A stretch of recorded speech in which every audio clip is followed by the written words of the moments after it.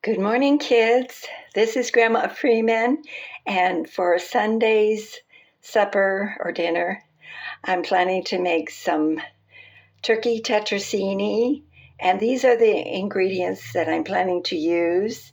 Now, I found this recipe in the Southern Living Poultry Cookbook, and this is different. This is not the authentic turkey tetrazzini.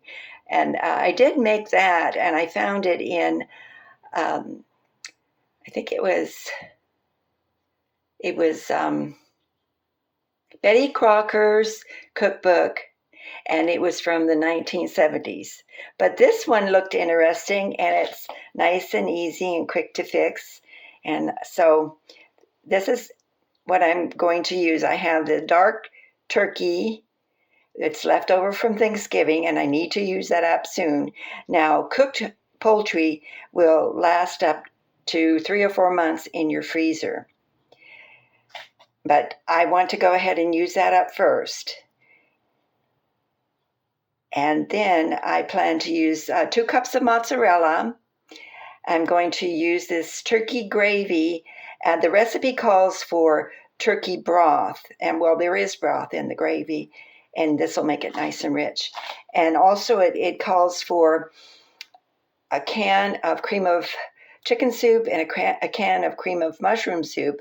But I'm cutting this recipe down, so I'm going to be using only the cream of mushroom soup.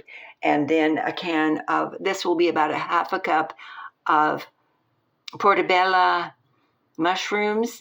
And then I'm going to top this mixture with the paprika and about a half a cup of Parmesan Romano cheese. And then I'm using this whole grain pasta. I'm going to cut that in half, or I'm going to use only half of it, about 8 ounces. I'm going to boil it up and then mix all the ingredients together and then bake it in the oven for 30 minutes. So it'll take less than an hour to put together this way. And if you want to get a screenshot of the recipe that I'm using, now if you use the full recipe, it would make more and make it very creamy and delicious too. So if you can get a screenshot, here it is.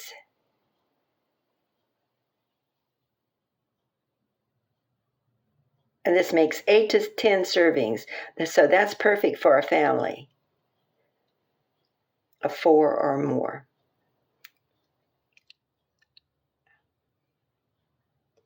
Okay. Also, a no-spin January is also a decluttering of the refrigerator, freezer, and pantry. So that's 2 good things. And I think it's important to use up the food you have and to help you to save your hard-earned money. And so there's less waste if you go ahead and use up as much food as you can in January and possibly in February. Depends on what you have in your refrigerator, pantry, and freezer. And also, by the end of January or the beginning of February, I plan to write a checklist of everything I have left over,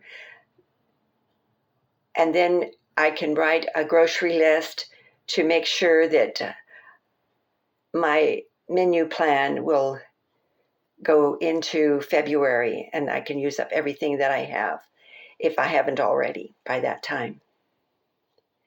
So I think this is very important to make sure that you're not eating a bunch of old food all the time and that you have